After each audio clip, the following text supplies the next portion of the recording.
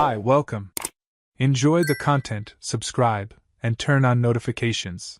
James was never the type who liked business trips.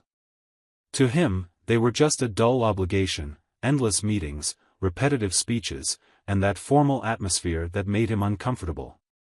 But ironically, it was on one of those trips that everything changed. During a break at the event he was attending, he stepped out to grab a coffee. The hall was packed, and voices blended into a muffled buzz. That's when he heard a different kind of laugh. It wasn't loud or over the top, but it had this captivating sound, almost like a melody standing out in the crowd. He looked around and saw a woman sitting alone at one of the tables, holding a cup of tea and reading a book. There was something about her that made him stop. Maybe it was her focused gaze, the calm way she flipped the pages, or her relaxed posture, as if she were in a completely different universe than the formal setting around her. James usually didn't strike up conversations with strangers, but for some reason, he felt like walking over. "That book looks more interesting than the event," he commented, trying to sound casual. The woman looked up and gave a slight smile, gentle but full of charm. "Oh, no doubt. Some stories are way more exciting than corporate speeches." James laughed, and suddenly the conversation just flowed. Her name was Annika. She was from Germany, spoke with a light accent, which made her voice even more captivating. She wasn't there out of obligation, but by choice.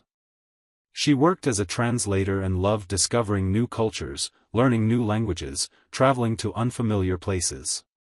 There was something inspiring in the way she talked about the world, as if every experience was a new page in a book she was writing.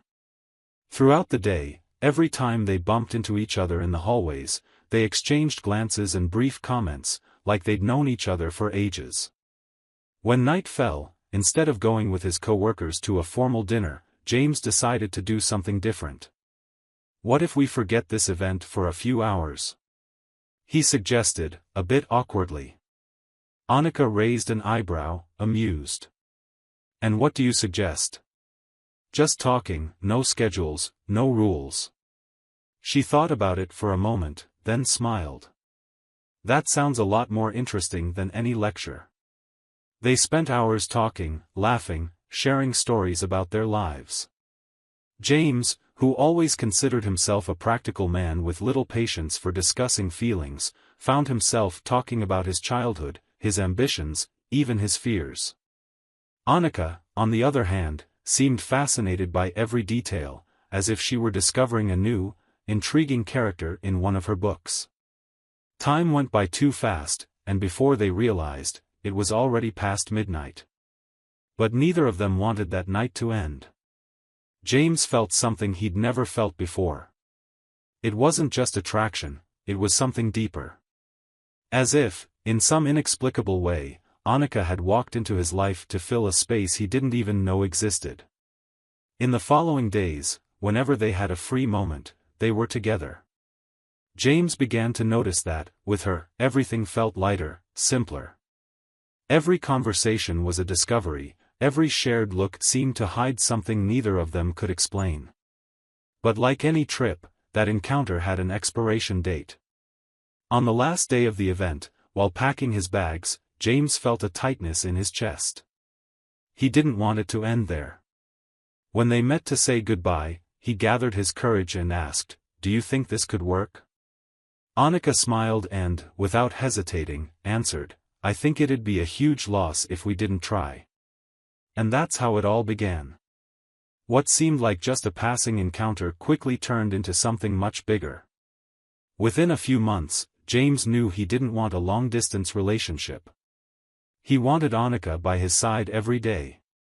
That's when he decided, without fear, to make the proposal that would change their lives forever. The first few months of marriage felt like a dream. James and Annika, despite living modestly, were happy. Their small house felt huge when they were together. Any meal, no matter how simple, became special. They laughed at silly things, tried out new recipes, and spent hours talking about the future. But routine has a subtle way of shifting things. And that's exactly how it all started, subtly. At first, the idea of Annika giving private German lessons seemed perfect. She'd always been passionate about languages and was naturally gifted at teaching. Plus, the extra money helped a lot. Since James worked at the bank and didn't earn much, Annika's income provided some financial relief. He felt proud watching his wife build up her own student base and expand her small business. In the beginning, she taught a few times a week, always at predictable hours. Annika would host students in their home or visit them, depending on what was needed. But over time, things started to change. Suddenly, her schedule was packed. She left earlier and came back later. "Your students are wearing you out," James remarked one evening, seeing Annika collapse onto the couch, clearly exhausted. "Yeah. But the more I work, the more I earn. Can't complain," she said, smiling but looking away. James didn't push it, but something began to bother him. Annika had always been dedicated, but now she seemed to be overdoing it. Before, she'd make time to cook, watch movies together, or just sit and talk. Now, her schedule was unpredictable. What intrigued him most was the lack of detail. Whenever he asked about her students, she gave vague answers. "Who was your student today?" "Oh, a business guy who wants to learn for business trips." "And the other one?" "A young woman who wants to study in Germany." Her answers were always generic, like she was avoiding going into detail. James tried to push aside his suspicions, telling himself he was just being paranoid. But little by little, doubt started to grow. Another thing made him uncomfortable. Annika started changing clothes before leaving for her lessons. At first, it seemed normal, but then he noticed she spent more time getting ready: perfume, makeup, elegant dresses. It didn't make sense for someone who'd be spending hours teaching grammar and vocabulary. One night, while waiting for her, he noticed it was already after 10. He tried calling, but it went straight to voicemail. Half an hour later, she walked in.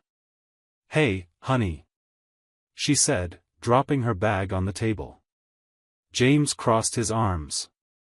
"You got home late. Your lesson ran long." "Yeah," she answered quickly. "My student was having trouble with pronunciation, so I had to extend the session." She smiled and went straight to the bedroom, but something about the way she acted really bugged him.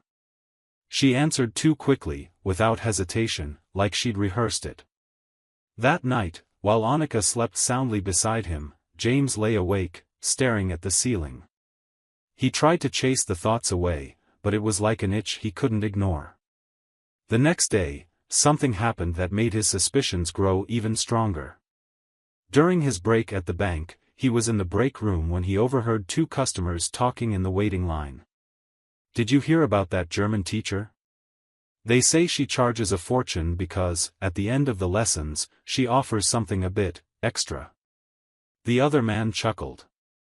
"Seriously? People actually pay big money for that?" James, who'd been half listening, suddenly tensed up. It felt like his blood turned cold. He wanted to laugh it off, to ignore it completely, but a strange feeling took hold of him. The worst part was, deep down, he already knew this wasn't just paranoia. He just didn't want to admit it. James felt a chill run down his spine. The words he'd overheard wouldn't leave his mind. He wanted to believe it was just a coincidence, some random gossip that had nothing to do with Annika. But the truth was, deep down, he already suspected something was wrong. And once doubt sets in, it doesn't go away. It feeds on every small detail, every vague answer, every averted glance. That night, when he got home, he found Annika getting her bag ready for yet another lesson. He watched her in silence. The perfume, the makeup, the excessive care with her outfit. She looked like she was going on a date, not just giving a German lesson. "You still haven't told me much about your students," he commented, trying to sound casual. She glanced at him quickly but went on arranging her things. "They're just regular people. Business people, students, folks who want to learn German for different reasons. James moved closer. Have you become friends with any of them? She paused for a second, then laughed. Of course not. They're just students. That should have reassured him, but it didn't. The way she avoided eye contact, how she tried to change the subject. It all made him more suspicious. That's when James made a decision he never thought he'd make, hiring a private investigator. The next day, without telling Annika, he met with a professional a coworker had recommended. He was a discreet man, not very talkative, but with sharp eyes that suggested he'd seen it all. What exactly do you want to know? The detective asked. James took a deep breath. He knew that from this point on, there was no turning back. I want to know where my wife goes when she leaves the house. Who she meets. And what really goes on in these private lessons. The detective nodded and asked for basic information about Annika's usual schedule and the places she frequented. He promised he'd have answers in just a few days. James drove home with a heavy heart. Part of him hoped he was wrong, that this was just foolish paranoia or baseless insecurity. But another part already knew the truth. He just needed the evidence. The next few days felt like the longest of his life. Every time Annika left the house, he was restless, anxious, waiting for the detective's call. And finally, it came. I need you to come over. I have something to show you. James felt his heart race. He drove to the detective's office with sweaty palms and a knot in his stomach. When he arrived, there was a plain brown envelope on the desk. The detective slid it toward him without saying a word. With trembling fingers, James opened it and started looking through the photos. What he saw made his world collapse. Annika was in an expensive restaurant, sitting across from a man in a suit. In another photo, she was laughing, her hand on his across the table. More pictures showed them entering a fancy building, a hotel. James closed his eyes. He wanted to believe there was some explanation, that maybe it was all a misunderstanding. But the detective didn't give him any time for denial. This happened more than once, always with different men. Most of them are businessmen she supposedly teaches German. But from what I've learned, the language isn't the only thing they're paying for. His words felt like a punch in the gut. James felt the floor disappear under his feet. He stood up from the chair, not knowing what to do. If you need more proof, I can keep investigating, the detective offered. James shook his head. No. I've seen enough. He drove home in a daze. What was he going to do? How would he confront Annika? Did he even want to hear her try to explain? He parked outside his house and just sat there, staring at the front door. Everything they'd built together, everything he believed about her, about their marriage, about love, it all turned into a lie. And now, he had to decide what to do with that truth. James stood there in front of the house, struggling with every breath. His fingers trembled. His heart pounded so hard it felt like it might burst. He wanted to go inside, but at the same time, he wanted to vanish. As if by delaying that moment, he could avoid the inevitable pain. He took a deep breath and turned the doorknob. The familiar scent of Annika's perfume still lingered in the air. The TV was on in the living room. She was there, as if nothing had happened, as if his life was still the same. Annika was sitting on the couch, distracted, holding a glass of wine. As soon as she saw James, she smiled. Hey, honey. How was your day? That question cut him like a knife. How could she act like that? How could she dare smile at him after everything? James walked slowly to the table and threw the envelope onto it. The flat thump of paper made Annika raise an eyebrow. What's this? She asked, picking up the envelope without much interest. Open it. His voice was firm, though inside he was falling apart. Annika opened the envelope, pulled out the photos, and started flipping through them. Her eyes quickly took in the images, one man, then another, the hotel, the meetings. She saw it all. A few seconds of silence passed. James expected a reaction. He expected her to get angry, to try to explain, to break down in tears or beg for forgiveness, anything. But what came next was something he never would have predicted. She let out a bored sigh, put the photos on the table, and took another sip of wine. "So you followed me?" James felt a wave of anger rise in his throat. "I didn't follow you, Annika. I had to hire someone because everything you've been telling me is a lie." She gave a crooked smile and crossed her legs with a calmness that suggested she saw nothing wrong. "What do you want me to say, James?" He stared at her, stunned. "I want the truth. I want to know how long you've been doing this. I want to know what we mean to each other, if anything we had was ever real." Annika tilted her head and studied him for a moment, her gaze strangely cold. "What does it mean to you?" she asked, shrugging. "We had good times, didn't we? Wasn't that enough?" James clenched his fists. "You ruined everything." She let out a low laugh. "James, you act like we took eternal vows, like I was some perfect woman who'd never make a mistake. You were living in a fantasy." Her words were like knives to his chest. "A fantasy? You made me believe we were happy. You moved into my home, shared my life, made plans with me." She took another sip of wine before replying in a calm voice, "And we were happy. For a while. But things change." James felt a lump in his throat. "This was never a real marriage for you, was it?" Annika didn't answer right away. She got up from the couch, walked over to the window, and stood there, looking outside, as if searching for the best way to end this uncomfortable conversation. "I liked you, James. But I was never cut out for this life. I never wanted to be anyone's wife." James rubbed his face with his hands, struggling to process what she was saying. How had he been so blind? How could he not see that it was all fake? "You don't feel anything? Not even regret?" She glanced at him over her shoulder, her eyes void of emotion. "I think it'd be better if you just accepted it." That was the final straw. James felt sick, like he'd been poisoned by everything he'd lived through with her. There was nothing left to say. Nothing left to save. He turned and headed for the door. "What are you going to do now?" Annika asked, sounding indifferent.